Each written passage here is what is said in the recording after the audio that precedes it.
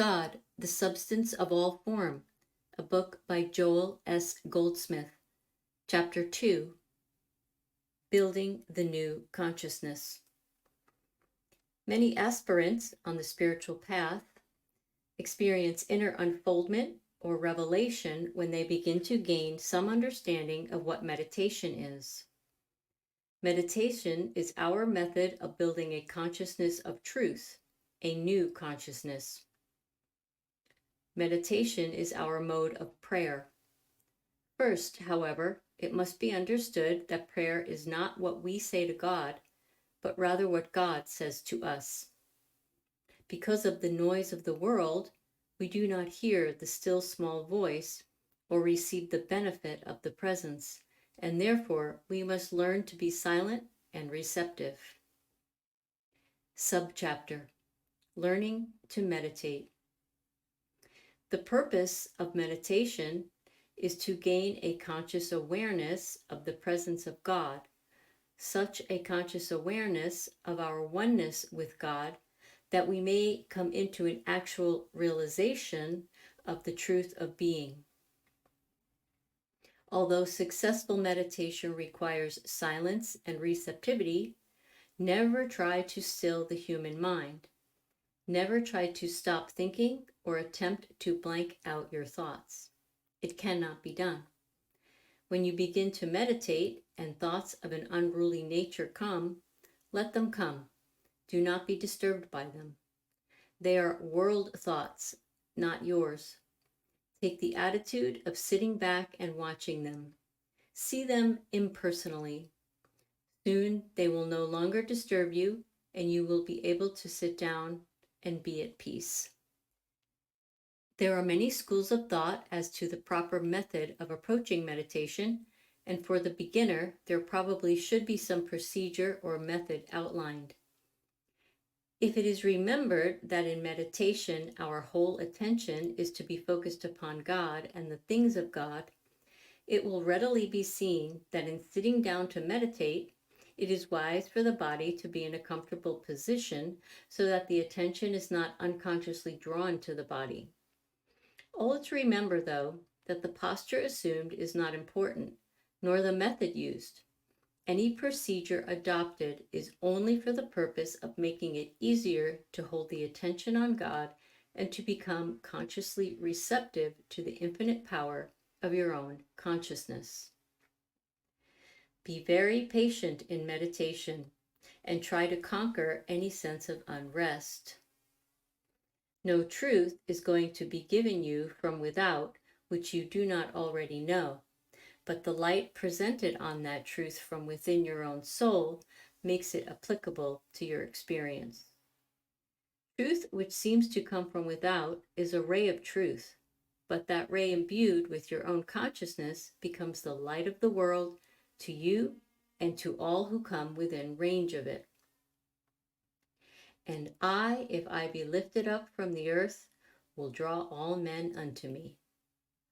Meditation, being a consciousness of the presence of God, can draw you and lift you to that place where you can apprehend the word of truth in its inner significance. Be not impatient with your progress. You are learning a new mode of life and developing a whole new consciousness of existence. Subchapter: A Conscious Experience. Meditation is a conscious experience. Those who have difficulty in meditating and sometimes fall asleep are not making it a conscious experience. Do not try to stop the thinking process in meditation. There is nothing wrong with thinking. As a matter of fact, it is a great help to begin meditation with some question or with some specific idea on which you wish light, and then, when you go into meditation, you could not possibly fall asleep. It may be that you are going into meditation to receive guidance for the day. In that case, you would take that question into your meditation, and whether you voice it or whether you think it, you would be consciously aware of the fact that you are in meditation for guidance and direction. You cannot go to sleep with a mind open and waiting for instruction. In the same way, if your business or your husband's business has been uppermost in your mind before going into meditation, you will not go to sleep. You will be going into meditation with the idea of receiving an unfoldment from God, an unfoldment from the inner wisdom locked within you. That wisdom may give you a comforting sense of protection, or it may give your husband, your father, or your child an all-embracing protection. You will not be sleepy or drowsy while meditating if you realize that meditation is a conscious activity of your mind and soul. It is not a lazy sitting back and saying, "All right, God, go ahead." And that is what much of the meditation amounts to, in which there is the temptation to go to sleep. The student meditating drifts off only because he does not realize that he should be alert for something specific, some inner guidance, alert to hear the voice of God. Let us go to the inner self of us with attention focused on something specific, some specific idea that God has something specific to reveal to us. Here I am, Father, alert and awake for thy guidance. Subchapter: Sleep as a resting in consciousness. In this work, I have found that the closer we come to the spiritual sense of existence, the less sleep we need. Speaking not only from my own experience, but also from the experience of others working for any length of time on this path, it has been found almost an impossibility to sleep continuously for 8 hours. It may be that we will sleep 8 hours out of the 24 if we have the opportunity, but seldom is it possible to sleep for 8 consecutive hours. After 2 or 3 hours, we awaken, and we are awake for a period in which some unfoldment comes, or a sense of peace or harmony, depending on how the period of wakefulness is treated. If this waking period is fought, however, and the effort is made to go back to sleep, it cannot be of much benefit. But if this wakefulness is accepted as an activity of divine wisdom, and there is a willingness and sufficient patience to let that wisdom disclose and reveal itself, it will be found that the waking hours in the middle of the night are the most beneficial ones of the entire 24. An interesting thing about this, too, is that when our waking in the middle of the night is the result of spiritual activity and consciousness, even though it leaves us with less sleep than we have been accustomed to having, it results in no tiredness the following day. I have watched this for many years, and from my own experience, as well as that of businessmen and women, housewives, and people from all walks of life, I know that as soon as this spiritual activity begins to result in wakeful periods at night, which are accepted joyfully as opportunities for the unfoldment of peace and harmony, the following day is filled with an awareness of the divine spirit rather than with any sense of weariness. Those who are on this path need very little sleep for any activity required of them. This is because it is possible to derive all the benefits of sleep while still awake. Sleep is really but a mild form of death or unconsciousness. It is a loss of consciousness, and that is next door to death itself, or at least only one step removed. Sleep, however, from the standpoint of spirit, is not a state of unconsciousness, but is a resting in consciousness. Thought is filled with spirit, with spiritual awareness, with an actual sense of the spirit of the Christ, and this causes a person to be wide awake, vital, alive, almost electric. You see, what we are doing in this work is actually contacting the spirit of the Christ, the spirit which is God, and that makes a person vital and dynamic. Sleep has nothing to do with that aliveness, but resting in consciousness, has a great deal to do with it. And that is how we can receive the full inflow of rest while we are awake. Subchapter: Birth of the Christ in Individual Consciousness. Through the practice of meditation, we open our consciousness to the flow of truth, and we become the transparency for the infinite good to the world. We lose the sense that we, as persons, can do anything, and we gain the understanding that the Christ, or Spirit of God, which lives as us, does all things. It is the Spirit which produces, causes, animates, and permeates all form, all formation, and all creation. Spirit is the law unto all effect.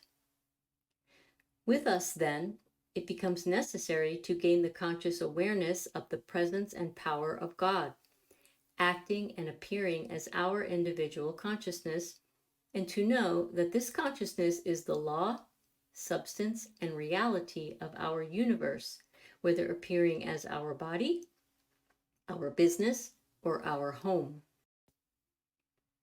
Where we have failed is in our lack of recognition of this truth, and our lack of recognition is because the human mind rebels at this truth, which annihilates the supposititious power which the mind has assumed.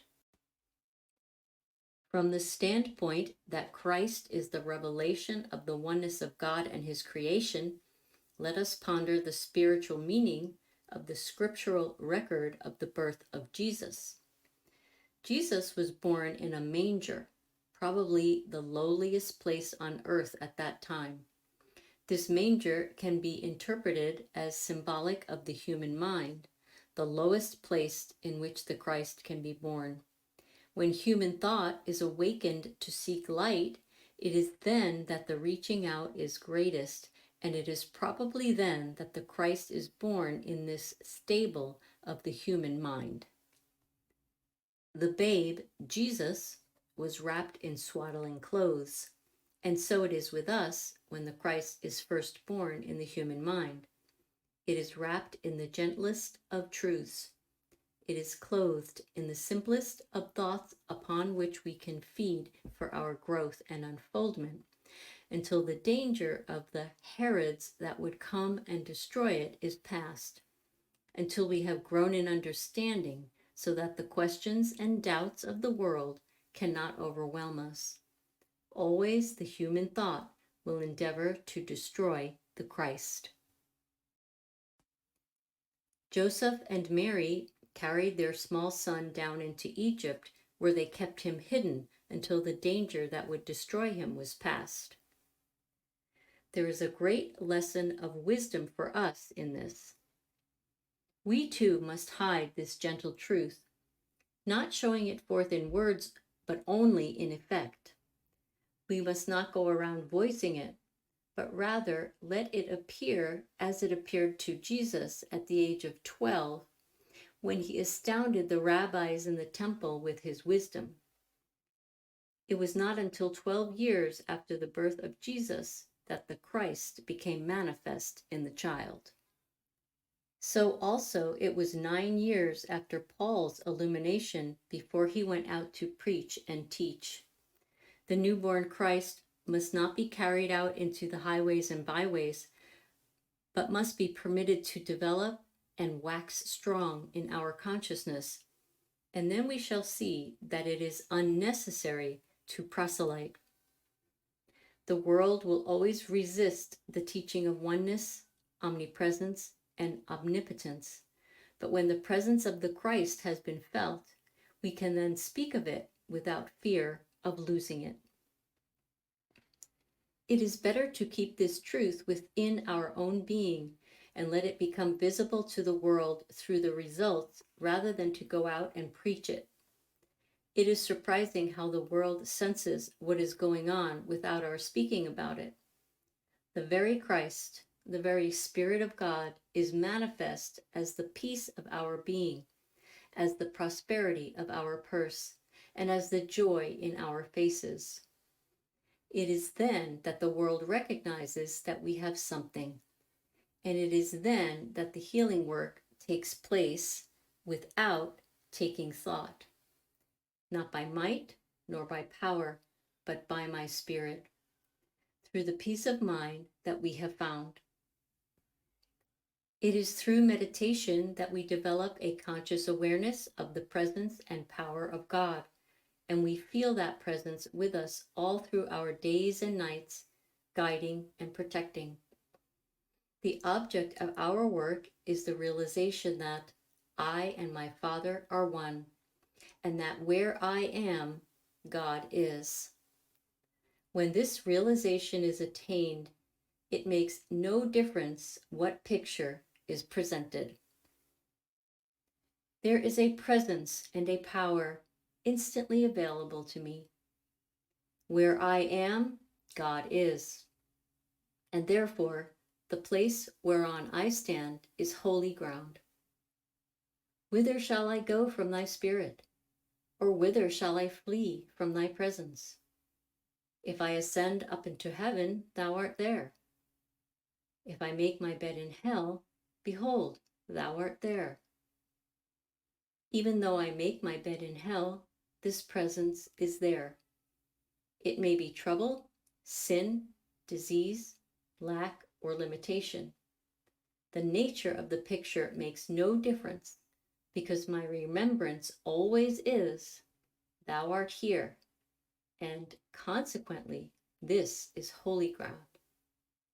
Whither shall I flee from thy presence, since that I is God?